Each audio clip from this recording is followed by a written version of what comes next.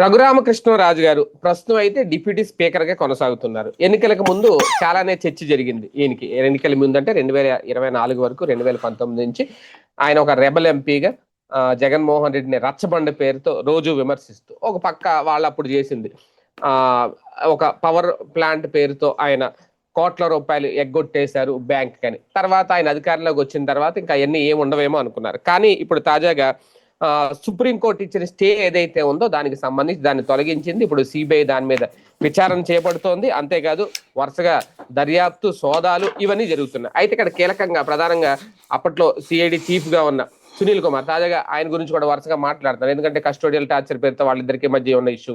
ఇప్పుడు ఆయన పదవి నుంచి వైదొలగాలనో లేదంటే రాజీనామా చేయాలనో ఆయన సస్పెండ్ చేయాలనో ఒక డిమాండ్ అయితే అక్కడ తీసుకొచ్చారు.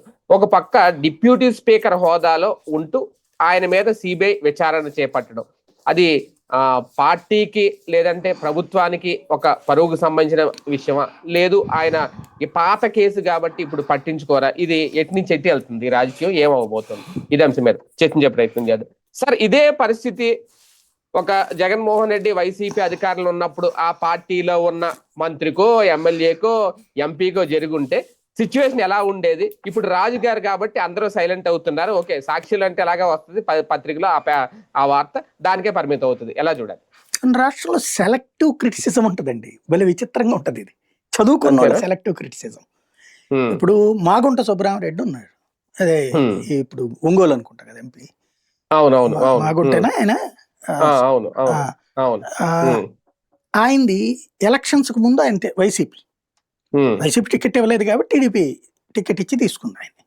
వాళ్ళ అబ్బాయికి టికెట్ ఇవ్వమని ఆయన అడిగాడు, ఆయన ఇవ్వనన్నాడు జగన్మోహన్ రెడ్డి. ఇంకోటి అది వీళ్ళకి ఎవరికో ఇచ్చినట్టున్నారు. దాని కారణంగా అతను ఇటు వచ్చారు, చివరిదాకా ఆగి మరీ వచ్చారు. ఆ టైంలో వాళ్ళ అబ్బాయిది కేసు, అరెస్ట్ ఇవన్నీ గుర్తుంది కదా. ఇది లిక్కర్ కుంభకోణంలో కవితతో కలిసి.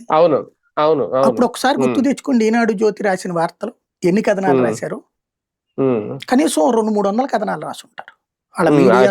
కేజ్రీవాల్ సంబంధించిన కేసు మొత్తం 5గురిలో దాన్ని ఎంత పెద్ద హైలైట్ చేశారు అప్పుడు. అవును, చాలా అడావిడి చేశారు వైసీపీ ఎంపీ అని. ఇప్పుడు మరి అదేమైపోయింది? ఆయన ఇప్పుడు తెలుగుదేశం ఎంపీ, వాళ్ళ అబ్బాయికి రేపు తెలుగుదేశం టికెట్. అది అడిగాడు కూడా ఆయన క్లియర్ గా, నెక్స్ట్ ఇప్పుడు నేను పోటీ చేయను మా అబ్బాయి అని చెప్పేసి. ఆల్రెడీ అక్కడ హోర్డింగ్స్ పోస్టర్లన్నీ మొన్న నట్టించి వచ్చాను నేను. పెద్ద పెద్ద ఇవన్నీ కూడా వాళ్ళ అబ్బాయితోనే ఉన్నాయి అక్కడ. అంటే ఏంటి ఇక్కడ జరుగుతున్నటువంటిది? అప్పుడు వేమిరెడ్డి వాళ్ళ మీద అట్లాగే నెగిటివ్ గా బోల్డ్ చెప్పారు. వేమిరెడ్డి వాళ్ళు ఇప్పుడు ఇటు రాగానే అద్భుతం. అంటే తెలుగుదేశంతో కలిసి ఉంటే సుజనా చౌదరి గొప్పోడే, తెలుగుదేశం బీజేపీతో ఉంటే. అవతలకి వెళ్తే దుర్మార్గుడు, బీజేపీ ఒకవేళ విభేదిస్తే కనుక. సీఎం రమేష్ది అంతే, సానా సతీష్ది అంతే అక్కడ.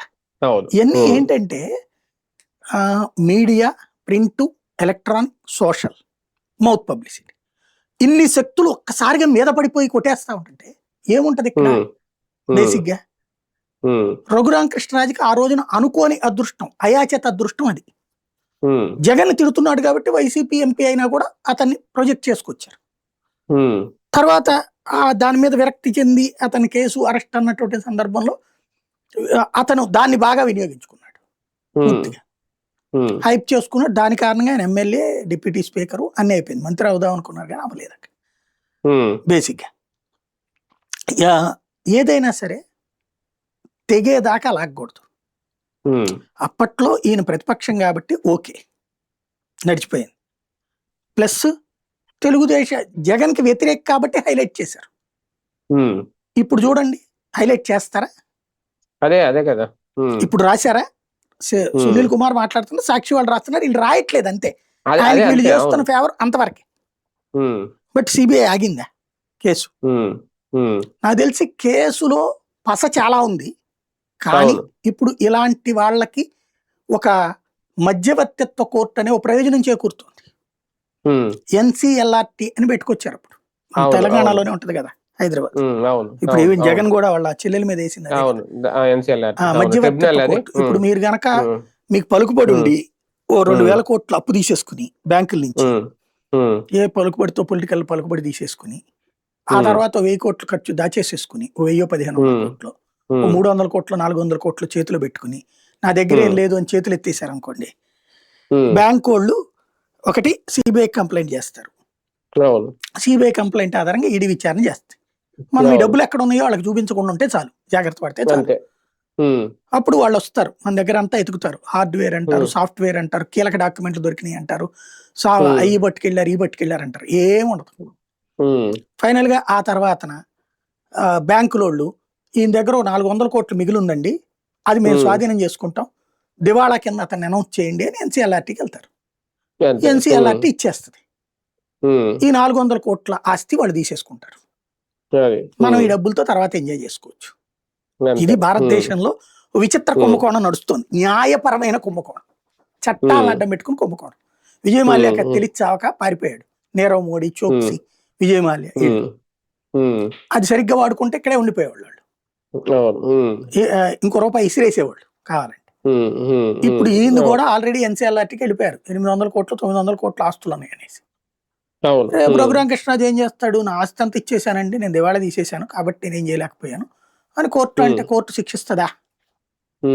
అంబానీని శిక్షించలేదు కదా, అనిల్ అంబానీని. అనిల్ అంబానీ మీద కేసు పెట్టారు, ఈడీ సిబిఐ రైట్స్ అన్ని అయినాయి. చేతులు వేడిలేసి ఏమన్నా తీసుకెళ్లారా, జైల్లో పెట్టారా?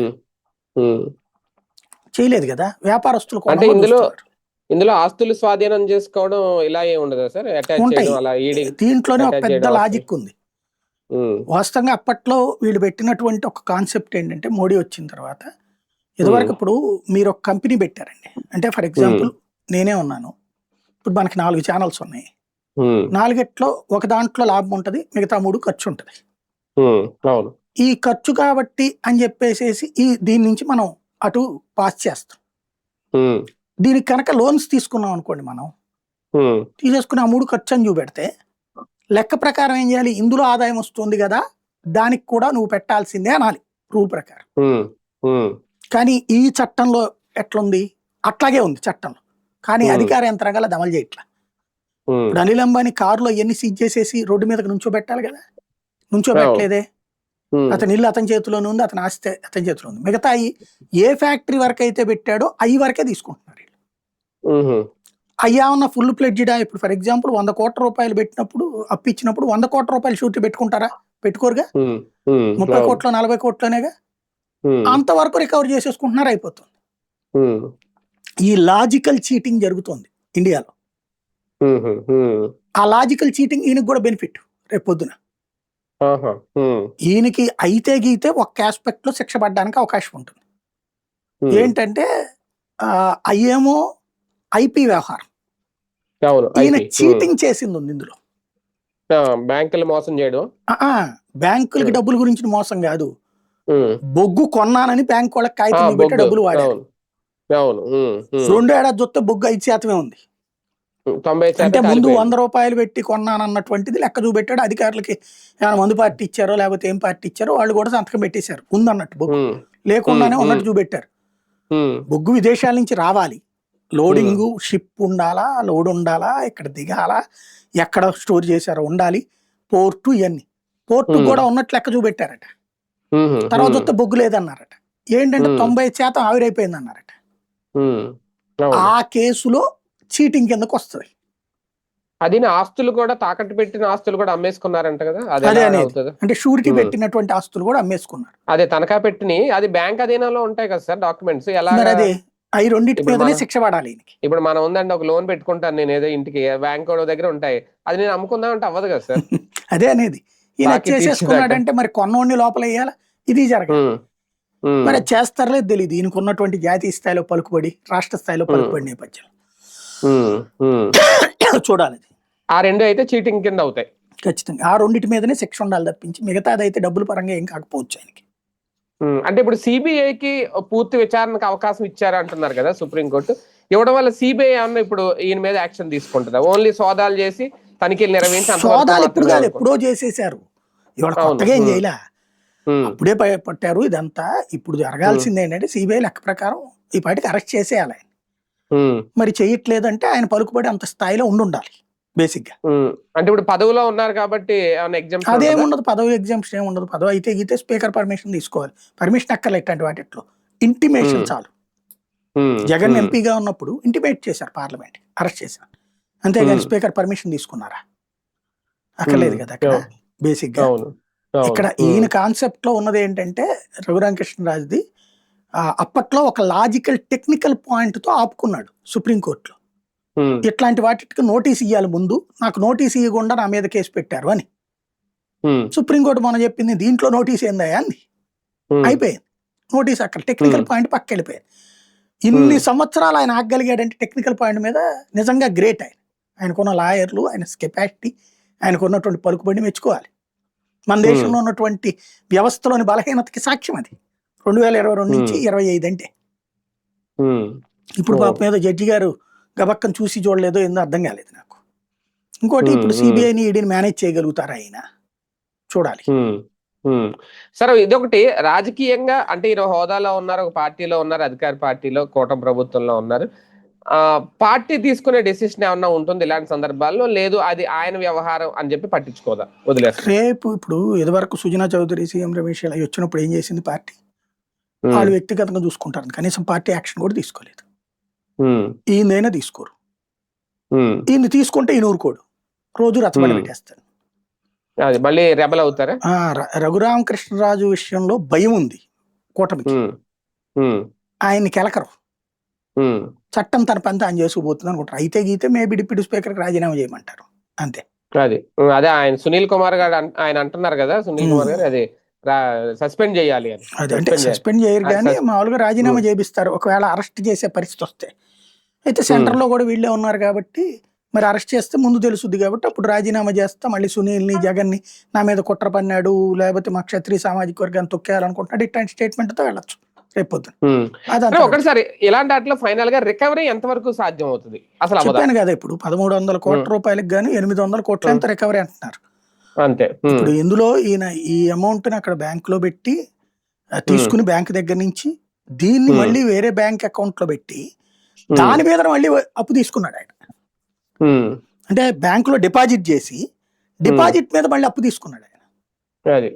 ఈ టోటల్ లెక్క ఎవరు కరెక్ట్ గా చెప్పలేకపోతున్నారు, ఆయన ఎక్స్ప్లెయిన్ చేయట్లా.